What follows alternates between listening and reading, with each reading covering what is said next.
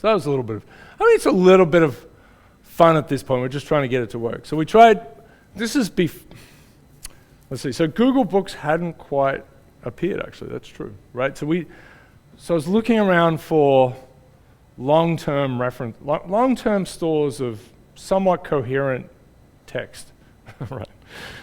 So what would that be, right? And we didn't really, so we had, you could go LexisNexis maybe, but I thought about State of the Union speeches, and so this is State of the Union speeches and addresses actually, right? Because sometimes they're not actually presented and sometimes there's a lot more text.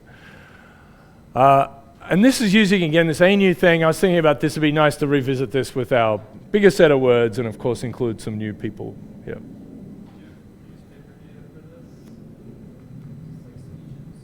Do we have news, like in general? Yeah, it's like newspaper data available for something like this across presidents. Well, so these are just the State of the Union addresses, which they officially release. So sometimes it is just I think in some cases it's really just the speech, but sometimes it's like a whole bunch of text as well, maybe some tweets. Right, so this will turn into the POTUSometer, right? I guess this was an early POTUSometer. Oh, I never thought of that. Because at POTUS didn't exist. So it's sort of interesting to look through, right? But the New York Times, we do have a nice data set. We have 20 years of it, well structured. And we've looked at that in various ways. So we'll come back to that one. You see Kennedy was a peak of sorts, right? I mean, this is the Second World War in here and then climbing out of it. The lowest one overall, I think, might be LBJ, but it was after JFK's assassination. And then Reagan's the peak again, and it sort of seems to go down. But yes, this is an old one, and retooling this to work properly. There is a nice repository of these things that you can get to. So this goes back to George Washington, and you can see some more structure in there. Now, of course, we're using a very modern lens, scores of words to assess words back here. So that's somewhat problematic. If you break it, let me see, do I have it? Okay, so this is speech by speech. So Roosevelt, for example, is here, here, here, and here, right? So this is the New Deal.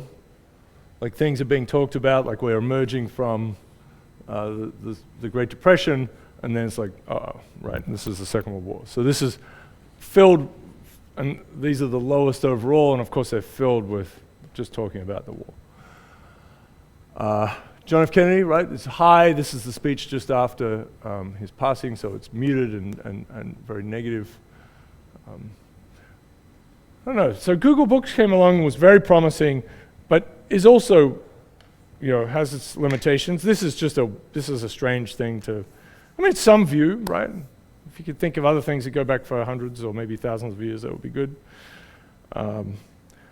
We just have to have had some people collecting things in good ways, right? So like cherry blossom, the first cherry blossom in Japan, the first day of cherry blossoms turns out to be a fantastic record of climate change, right? And there's 1,000 years of that because people have been very good at keeping records. There's also monks who meticulously recorded the amount of ice cover for a certain lake in Japan. And it goes back hundreds of years. It's great data. You can't.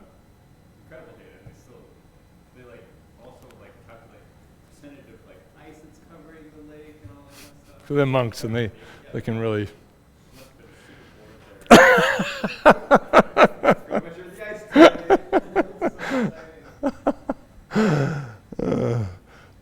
But text. I mean, we've got it in books. Other monks have been writing books for a long time too. So this was. I just sort of show it in a way because I think it was an interesting thing. But I do want to revisit this now with a much bigger set of words.